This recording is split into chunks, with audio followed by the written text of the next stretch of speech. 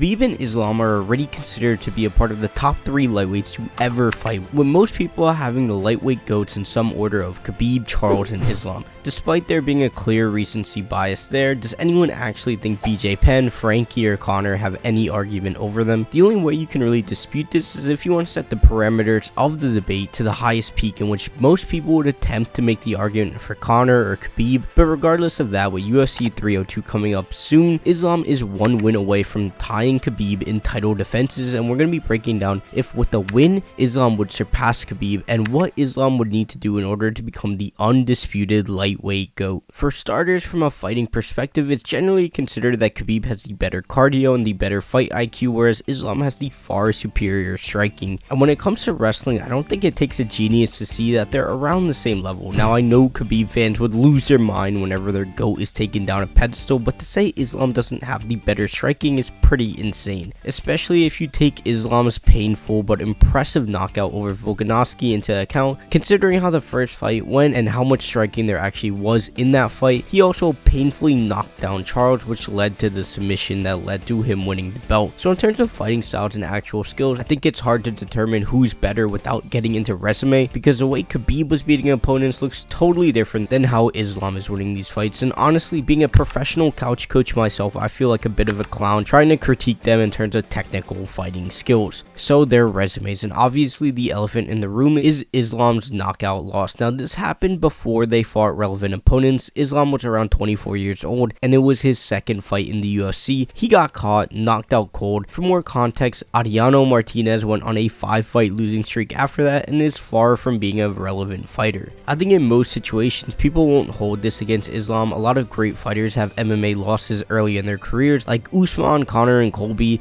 And to say a loss means you can't be an all-time great is a pretty absurd statement once you take into consideration how early in his career this was. But I think the reason it's even brought up and debated is the fact that he's going up against Khabib, who has obviously never lost. So from that perspective, I can see why people bring it up. Undoubtedly, it does give Khabib a leg up over Islam, but I don't think it should be seen as the main selling point in any argument about which is better. But before we get deeper into the resumes, if you could leave a like on this video, I would really appreciate it, and let's get back to it. So what about when the two actually started fighting relevant contenders? Some of the big names Islam has had before his title shot is a young Armand, Drew Dober, Thiago Moises, Dan Hooker, and Bobby Green. That's a real murderer's row he got there. As for Khabib, we got RDA, Michael Johnson, and Edson Barboza. So pretty clearly, Khabib has the better of the two in terms of pre-title fight buildups. Before we continue though, the NBA Conference Finals are here, and my sponsor, Underdog Fantasy, wants to make them a lot more fun. Playing their pick'em game is as simple as selecting higher or lower on player stats like points, threes, and so much more. Make entries of all NBA picks or mix and match and include other sports. You can win up to 100 times your money. Underdog is available in 30 plus states, including California, Texas, and Canada. They also just launched Champions, their player versus player game in Florida. Here are my picks for the NBA games. New customers can pair that with Jason Tatum to score just 1 point. All Tatum has to do is score at least 1 point and you win that selection. So make sure you sign up with code Quiche to claim your special and deposit offer of up to $250 in bonus cash. That's Underdog Fantasy, promo code Quiche. I mean, Edson Barboza back then was dangerous, was a striker on a caliber that Khabib had never fought before. The likes of Michael Johnson, someone that knocked out Dustin Poirier, and he's always been relevant. To then go to RDA, who was a UFC legend, comparing that to Islam's resume to that point,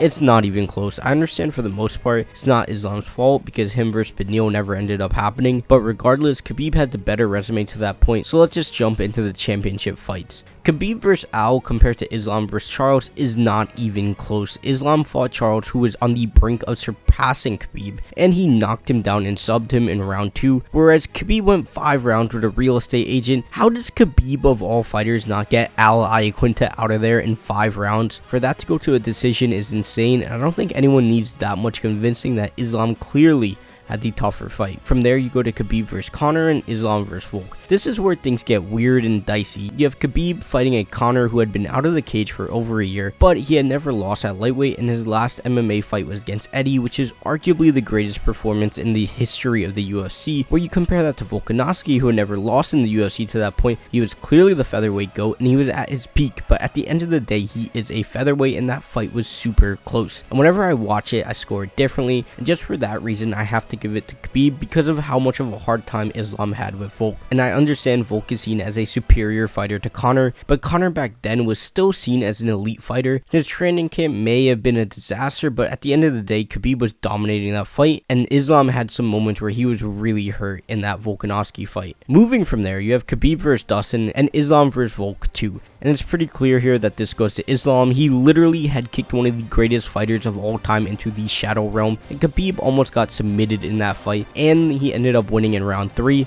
Is way more of Islam doing something really impressive than Khabib doing something wrong. Dustin at that point in 2019 was still really legit and had some big names like Gaethje, Max, and Eddie Alvarez under his belt, but Islam literally knocked out Volk in round 1. That being said, it does get a little bit dicey because Volk did take this fight on 10 days notice, and I understand that it is a huge deal when you take a fight on short notice, but he did get knocked out in the first round, so I imagine it did have some kind of effect on him. But at the end of the day, if a wrestler is knocking you out with a head kick in the first round, there really isn't that many excuses you can come up with. So then we get to their third title fights, which is Khabib versus Gaethje and obviously Islam versus Dustin, which hasn't happened yet. But Khabib beat a Gaethje who was interim champ, who had just shut down Tony, Cowboy, and Barboza, and Justin's fight with Tony was an insane performance. And comparing that to current Dustin, he's had everything he had going into the Khabib fight, plus beating a prime Dan Hooker, 2 wins against Conor, a loss to Charles, a win against Chandler, a loss to Gaethje, and a win over St. Denis. Now, to say this version of Dustin was better than the version of Gaethje is a hard debate because Dustin is getting up there in age, and Gaethje had just taken down 12 win streak Tony,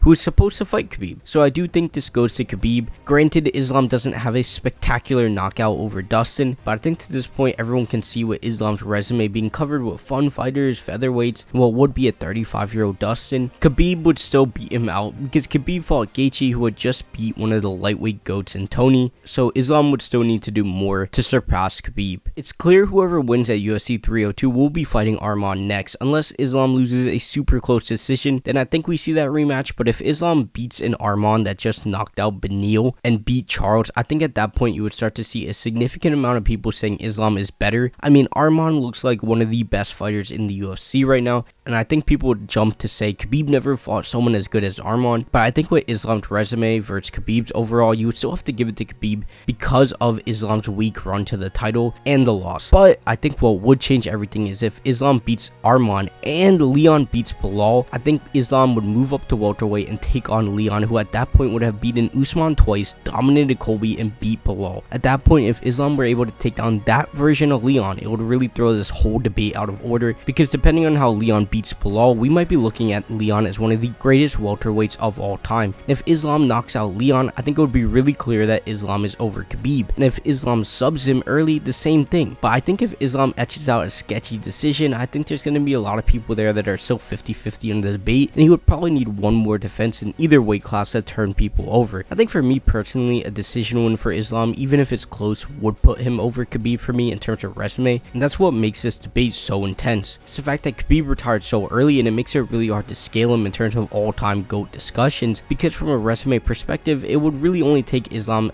2 to 3 fights to surpass him, and it's hard to dispute Islam is over him because Khabib's resume is so thin. And I think it's really hard to say that Islam is the better fighter than Khabib because Khabib never bled in any fight, and Khabib didn't lose rounds, whereas Islam's fight with Volk was an extremely close decision against a smaller fighter, and Islam had a really weak run to the title, plus he got knocked out in the early days of his career. Khabib being as dominant as he was, and Khabib fighting more former champions on his title run, has made it clear that this is going to be an intense debate. So what do you think? And if you enjoyed this video, why don't you check out this one on why UFC champions are broke, and leave a like, subscribe, and don't forget, we're just getting started, we're gonna stay consistent, and I'll see you in the next video.